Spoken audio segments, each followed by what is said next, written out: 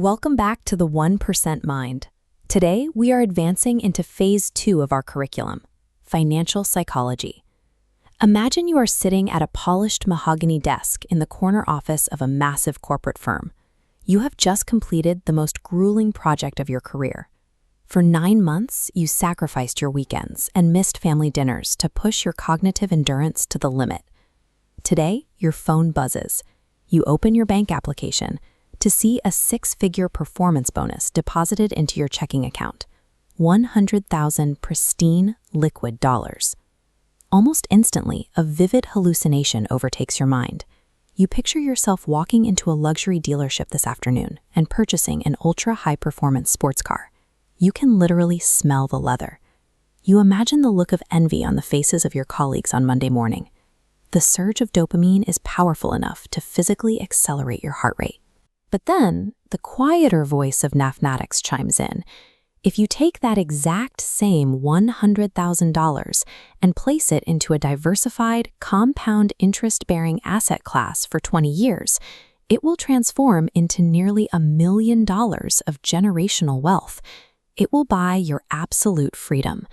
These represent two very distinct life trajectories. Path A offers an immediate, visceral explosion of pleasure and status today, but requires you to remain a slave to your corporate job for the next 20 years. Path B offers sovereign freedom in the future, but requires you to feel zero neurochemical reward today.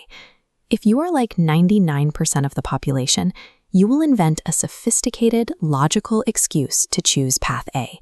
You will tell yourself you earned it, or that tomorrow is not guaranteed. You will buy the car, vaporize the capital, and lock yourself into another 2 decades of corporate servitude. Recognizing a massive opportunity in the market is useless if your underlying biology refuses to let you wait for it to mature. To understand why you struggle to save or focus on a 5-year plan, we must examine a biological glitch known as time inconsistency. While classical economics calculates the time value of money, the human brain calculates the Most people will easily wait 24 hours to turn $100 into $110. It is a 10% return in a single day, and your brain easily computes that the slight delay is worth the extra $10. But if we change the timeline, the logic breaks. If I offer you $100 today or $200 in 5 years, the brain rejects the superior double and demands cash immediately. This behavior is driven by the hyperbolic discount curve. Your brain applies a punishing discount rate to any reward located in the future. The further away the reward is, the more aggressively your brain discounts its value.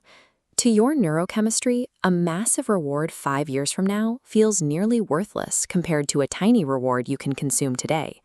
This is not a character flaw. You're simply operating biological hardware that was engineered for a completely different environment. We must return to the savannah. For hundreds of thousands of years, our ancestors lived in a hyper-lethal environment, defined by predators, disease, and starvation. In the primal world, the concept of a 5-year return was a biological hallucination. The average life expectancy was short, and the future was never guaranteed. If a primitive human found high-calorie berries, their brain didn't suggest saving them for retirement. If they tried to save them, the berries would simply rot, or another tribe would steal them. The only guaranteed reward was the one consumed in that exact second. Your neurochemistry was optimized to keep you alive in a world where the future did not exist. But in a modern economy, that same mechanism guarantees you will die broke. To understand how to overcome this, we have to look at how the brain contemplates time through fMRI scans. Psychologist Hal Hershfield conducted a study tracking real-time blood flow and electrical activity in different regions of the brain. When subjects thought about their own desires today, the self network lit up, but thinking about a stranger powered it down, activating the stranger network. When asked to think about themselves 10 years in the future, the self network remained completely dark. Instead, the stranger network lit up. From a neurological standpoint, your brain views the person you will be a decade from now as a complete stranger. This explains your most destructive financial decisions. If I asked you to take $500 from your paycheck and hand it to a random person on the street, you would completely refuse to do it. You would aggressively protect your capital. But when you were told to save for retirement, your brain feels like you are giving your money to that stranger, so you spend it on yourself today instead. Most people live in a permanent bubble of the present, repeatedly robbing a stranger to fund their own immediate pleasure. The 1% do not rely on willpower to build businesses or save money. They recognize willpower is a finite resource. Instead, they use a system called the Timeline Architecture Protocol. Protocol 1 is future self-synthesis. This is designed to forcibly bridge the neurological empathy gap.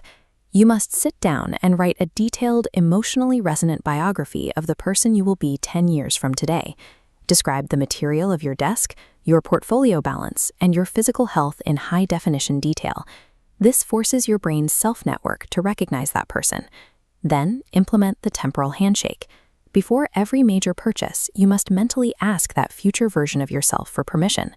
You must ask if you are willing to look them in the eye and admit you destroyed their freedom for a temporary hit of dopamine.